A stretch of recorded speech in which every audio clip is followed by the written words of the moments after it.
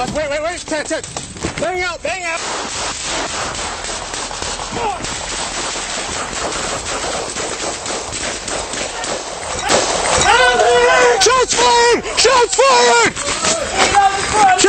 Shots fired! Ted's hit! Justin, I got you! Go get him! Welcome to 911 Cam, home of the wildest police chase dashcam footage. Case 1. On the morning of June 12, 2024, deputies with the Ogallala County Sheriff's Office were dispatched to a distress call from a concerned mother. She told authorities that her son had barricaded himself inside a residence located on Wild Rice Lane in Dixon and was making disturbing threats, saying he intended not only to take his own life, but potentially harm others as well. He just hit. Hold on. Haven't heard a bang yet. As the situation escalated, trained hostage negotiators arrived on the scene and immediately began efforts to de-escalate. Beginning at approximately 10:40 a.m., they placed over 50 phone calls to the suspect inside the home. But despite repeated attempts, none of the calls were answered. For nearly an hour and a half, there was complete silence from inside. Fire extinguisher.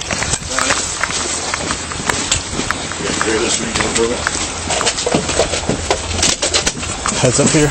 With no progress being made and the threat level remaining high, the decision was made to deploy a SWAT team. Around noon, officers attempted to establish direct contact and move to enter the home. But the moment they crossed the threshold, the situation exploded into violence. As soon as deputies entered the house, gunfire erupted from inside. The suspect opened fire on the officers in a sudden and brutal ambush. In the chaos, 3 deputies were shot, and the suspect himself was hit as well. What's up, hit? Stepping up.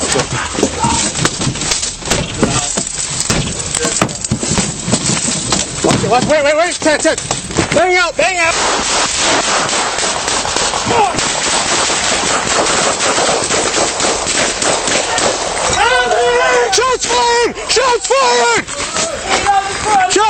Shots fired! Ted's hit! Justin, I got you! Go get him! Among the injured, 1 deputy sustained serious injuries, prompting immediate emergency intervention. 2 of the 3 wounded deputies were transported for medical evaluation and treatment. Fortunately, their injuries were not life-threatening, and both were later treated and released from the hospital. The 3rd officer, however, was in far worse condition. He was airlifted to St. Anthony's Hospital in Rockford, where he underwent emergency surgery in a fight to stabilize his condition. As for the suspect, he too survived the exchange and was taken into custody. He was transported to a local hospital, where he also underwent surgical treatment. But just as that standoff closed, another incident unfolded, this time with a very different dynamic. In the next case, a female officer found herself in a life-threatening moment, not from gunfire, but from the terrifying sensation of her consciousness slipping away right in the middle of an arrest. Case 2.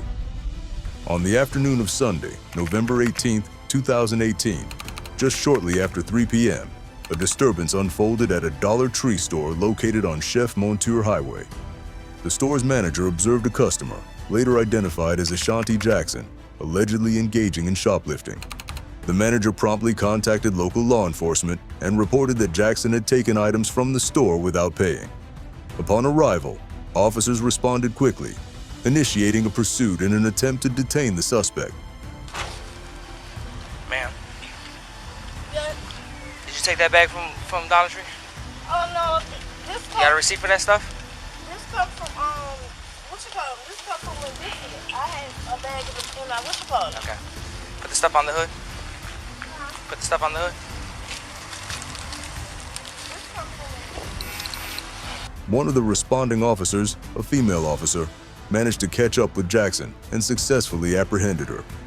But while attempting to transport her to the patrol car, the situation suddenly took a dramatic and dangerous turn. During the pursuit, the female officer fell to the ground, striking her head hard in the process. The impact caused her to briefly lose consciousness, turning what had begun as a routine shoplifting call into a full-blown medical emergency.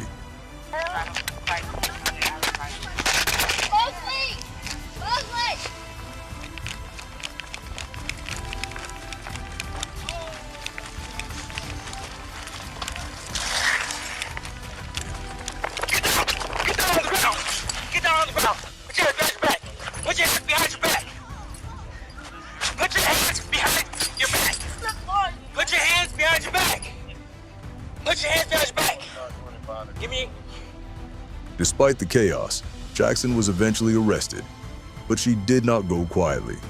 Even after being restrained, she continued to resist, kicking at officers as they tried to place her in the back seat of the patrol car. The injured officer was immediately taken to a nearby hospital for evaluation and treatment. Meanwhile, Ashanti Jackson was formally charged with multiple offenses, including shoplifting, resisting an officer, and injuring an officer during an escape attempt. She was issued a $10,000 bond and remained in custody due to a probation hold, awaiting further legal proceedings. Case 3. At first glance, it might seem like this is just another routine traffic stop. A driver may be going a little too fast, a minor infraction on a quiet stretch of highway. But what you can't see yet is that this man isn't just someone who missed a speed sign. He's carrying a felony warrant, and the moment the trooper tries to initiate a stop, he bolts without hesitation. Stay clear, run, stay clear, making a right on stay clear, and left on stay clear. Light traffic, left on East 60th. We're on Interstate 90, heading westbound. The suspect is behind the wheel of a Chevy Blazer, pushing 80 miles per hour in a 60 zone. Initially, it looks like he's about to pull over. He slows down and moves toward the shoulder. But just as the trooper steps out of his vehicle, bam! The suspect slams the gas and takes off. In that instant, the calm breaks. The trooper jumps back into the cruiser, and the pursuit begins.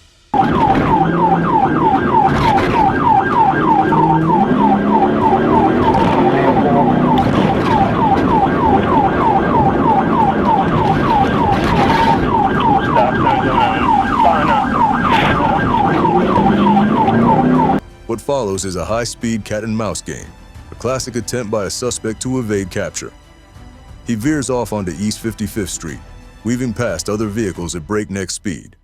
He dives recklessly into narrow city streets, making hard, dangerous turns, putting not just himself at risk, but 2 female passengers riding in the Blazer with him. Back to East 50th, or correction, East 55th. Right on East 55th. On 3-wheel there.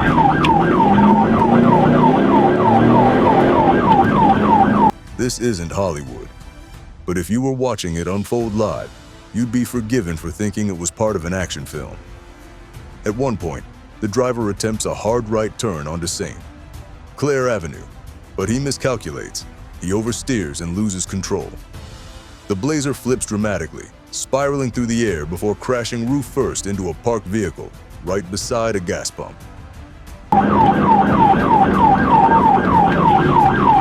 And overturn.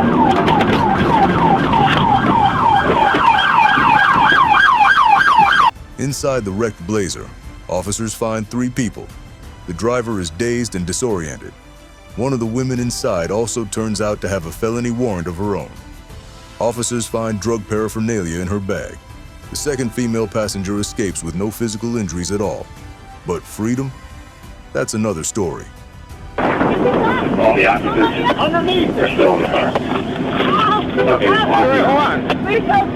Please help me. I'm not clear now. Help me. Help me. Wait. Please don't hurt me. Hey, calm down. Oh, you guys running? I don't know. I was just in the car. You're giving me a ride. Please. Please don't. Almost immediately, Cleveland police and highway patrol units swarm the scene. They secure the gas station, surround the vehicle, and begin carefully extracting the passengers from the wreckage. No explosions, no innocent bystanders hurt. Just a narrow escape from what could have been tragedy. All the occupants underneath, they're still in the car. Okay, hold on.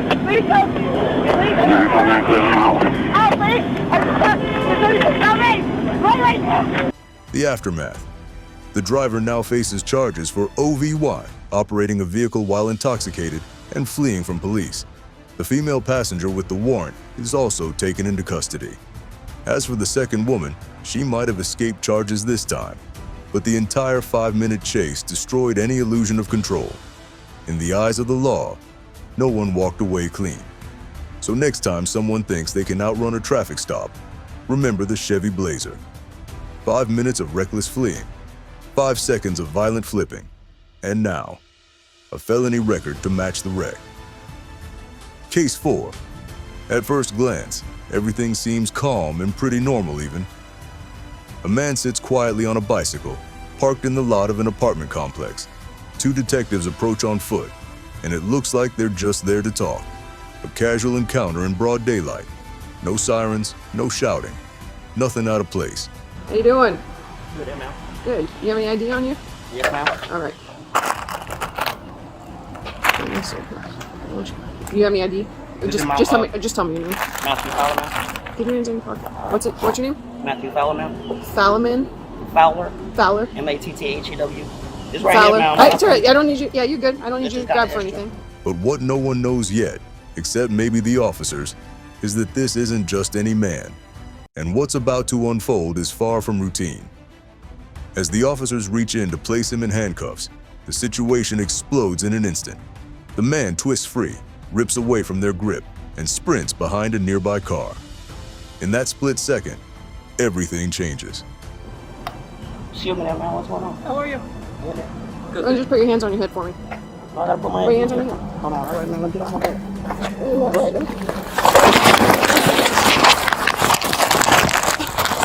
He's got a gun. He's got a gun. Let me go. Let me go. You better let me go.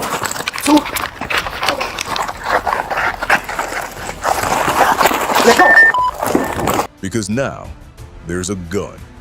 The man produces a firearm, and without warning, begins to open fire. It's fast and violent, and definitely all caught on camera. What began as a quiet conversation has now turned into a life-or-death shootout in a public parking lot.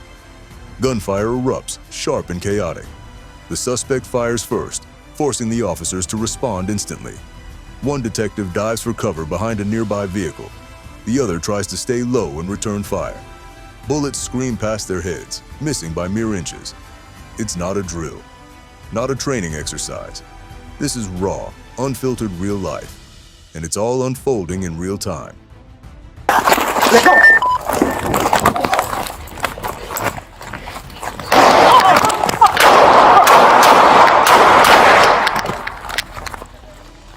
No, 10 more units. 10 more. Shots fired. Shots fired. The suspect doesn't stick around.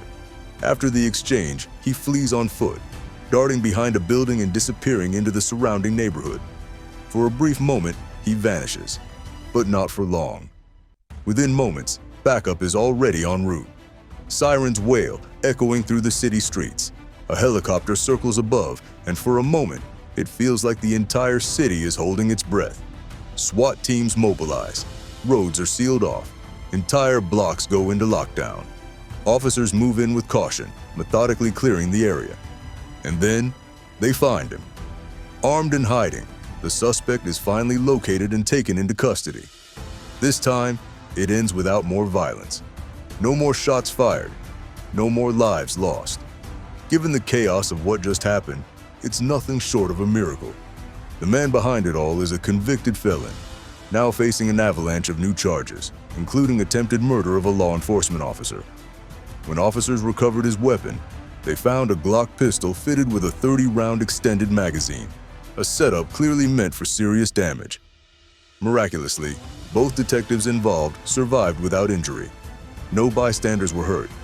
The department later credited the officers' calm under pressure, quick reflexes, and tactical awareness with saving not only their own lives, but potentially many others that day.